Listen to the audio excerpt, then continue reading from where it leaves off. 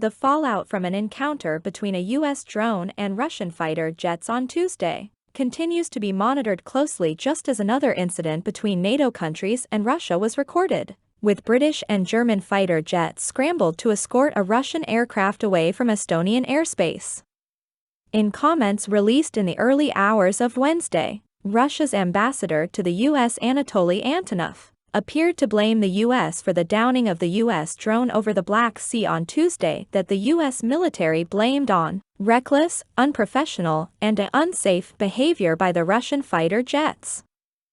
Antonov said in comments posted on the Russian embassy's Telegram account that he had told U.S. officials, after being summoned by the U.S. State Department, that Russia's position on the incident was that the U.S. drone had been moving deliberately and provocatively towards the Russian territory with its transponders turned off.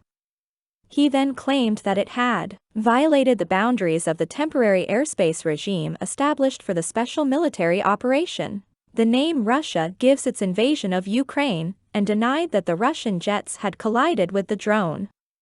In the latest incident highlighting tensions between NATO and Russia, British and German fighter jets were also scrambled later Tuesday to intercept a Russian aircraft flying close to Estonian airspace.